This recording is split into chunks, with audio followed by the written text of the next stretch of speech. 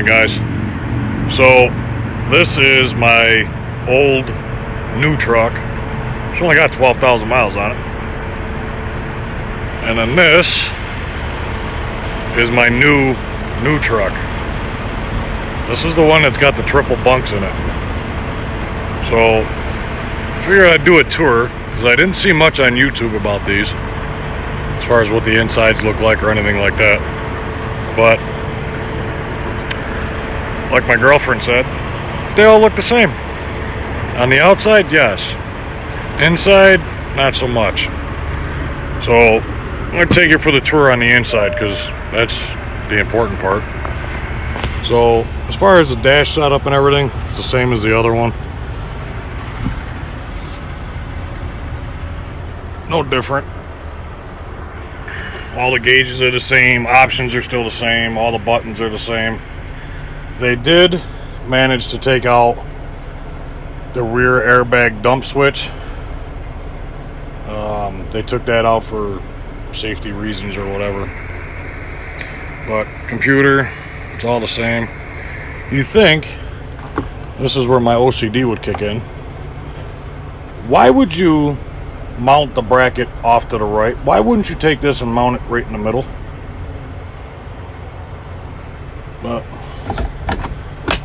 only the best here at CR England. So you still got the cabinet up top. Two open spaces there. Got your other cabinet here above the driver's side. And then this is where it gets tricky. So as you can see, they did mount the camera in my truck. It's a forward-facing camera. Just records video. It does not record audio, supposedly. I don't give a rat's ass either way. That's the control box for it. Alright, so the interesting part, what everybody's been waiting to see. If you look up, here's your bunk.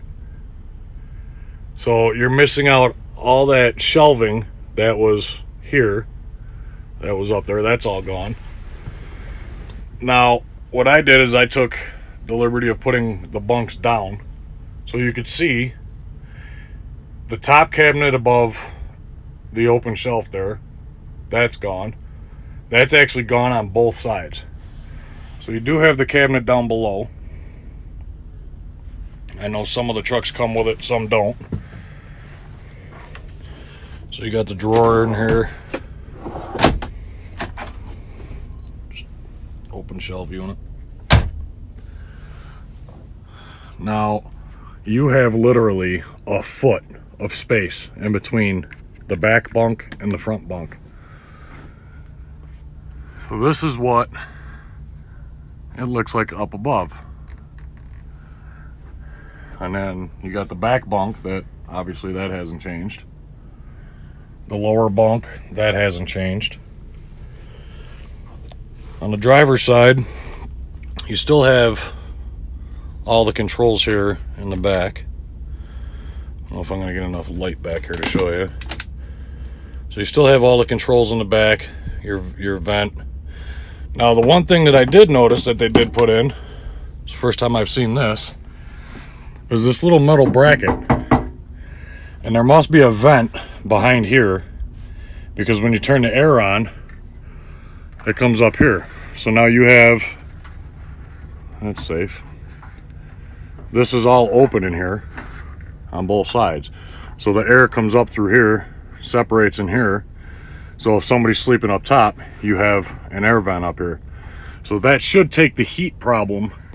If you've ever noticed in the summertime, you can have the AC on full blast. The lower part of this truck is ice cold. Up top, it's probably about 110 degrees. So hopefully that'll eliminate that problem. The curtain situation is different. Each bunk has its own curtain. So there's not like the one big curtain that crosses the whole thing in the middle anymore. You get one curtain on each side for each bunk. And then you got them on the lower bunk as well. So if you ever have claustrophobic problems, this is not a truck for you. Luckily enough, with me being a trainer, if I'm ever in the lower bunk sleeping or whatever, I'm not going to have the curtain closed anyways. So now you do have your window curtains, so that's a plus, because there will be times where I'm in the truck alone, obviously when I'm dropping students off and heading home. But now this bunk here slides up, but that's as far as it goes. And back up a little bit. So if you're not using the upper bunk, that's as far up as it goes. And then the sign there. This bunk is not to be used while the truck is in motion. Do not exceed maximum bunk capacity of 250 pounds. So my question is, why the hell do I need a 3-bunk truck if I can't have anybody up there? Now on the upper bunk, it's got the netting underneath. I'll have to set this all up. And I am being told it is allowed to have a student up here sleeping while the truck is in motion, as long as if the net is in place, which all my students will have that net in place. So I guess what's going to end up happening is the students are going to put all their shit up top here. That's where we're going to use that upper bunk for. They can put all their luggage and stuff up there. One can have the left side, the other one can have the right side. And then the one student will be driving, the other one will be in the other sleeper berth sleeping. And then the lower bunk is obviously mine. So they took out a lot of the storage. Again, you don't have the upper shelving here, you don't have the upper shelf there, and you don't have the storage space up there. Plus you had, if you remember, up above here there was another smaller unit shelving or cabinet there, and another one over there. So they took out a lot of storage. And the best part about it is all of my stuff, it's going to be interesting getting it into this truck. Other than that, it should be alright. It's just going to have to get set up a little bit differently. But as you can see, not much has changed other than